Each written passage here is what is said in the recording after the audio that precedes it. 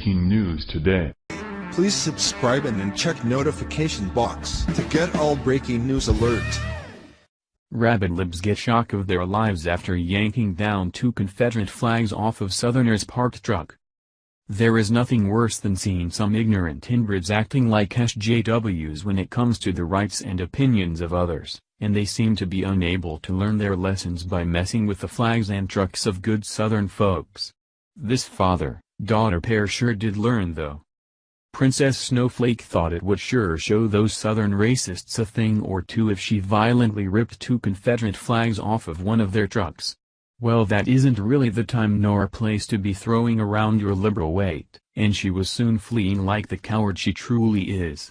Her daddy, King Moron, decided to try and physically stop her pursuer. Bad idea.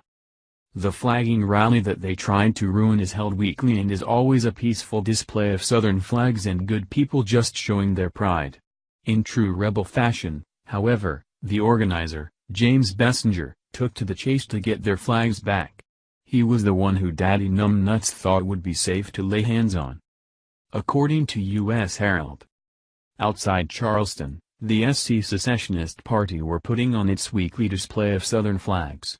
A passerby, later identified as 22-year-old Lydia Falcomer of Brooklyn, bore witness to this peaceful display of Southern heritage, and seized the opportunity to rip 2 Confederate flags off of a parked truck, sprinting away afterwards. In an attempt to catch the vandal, and reclaim the stolen property, James Bessinger, founder of the SC Secessionist Party, took off after Falcomer. However, a man, later identified as Paul Falcomer, Lydia's father, stepped in front of James, grabbed him, and impeded his pursuit. Later Paul Falcomer would tell authorities that he grabbed James in order to keep him from chasing after his daughter. However, at no point was James, or any member of the SC Secessionist Party, the aggressor in this situation. Lydia, a visitor into South Carolina, vandalized a vehicle, stole 2 flags, and then her father manhandled a civilian who was simply trying to ensure justice was wrought upon the fleeing criminal. When police asked Lydia, a white girl from Brooklyn, why she stole the flags, she simply responded that they upset her. The first instinct upon hearing this story, is to blame the PC culture for creating an environment where a New Yorker feels they can travel to South Carolina, and dictate to its citizens what is not an acceptable form of Southern pride. However, even the PC police would be hard-pressed to justify the hypocrisy of blatant criminal activity upon a peaceful flag ceremony, all in the name of not hurting anyone's feelings.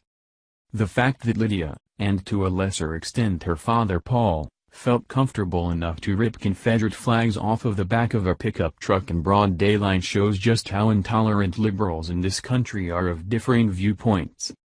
With all their preaching of acceptance and tolerance, liberals never respect conservative cultures or customs, even when they are visiting from out of town. If James had ripped 2 coexist bumper stickers off the back of a Prius in Brooklyn, President Obama would be holding a press conference right this moment, in tears. Just goes to show that you are not safe to voice your opinion in this country anymore. Even in your own backyard. Lydia and Paul were arrested and spent the night in jail. Good. Police did their jobs well and acknowledged that the Secessionist Party was in no way aggressive, and the morons that stole the flags and physically restrained Mr. Bessinger were jailed for the night as they should have been. There is no word on any charges or further punishment as of yet, but there should be.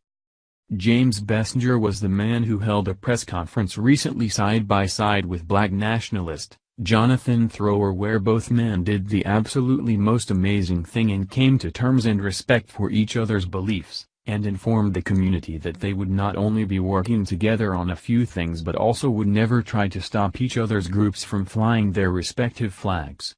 Big props to the 2 men for doing what everyone should be doing. Thank you for watching this video. What do you think about this?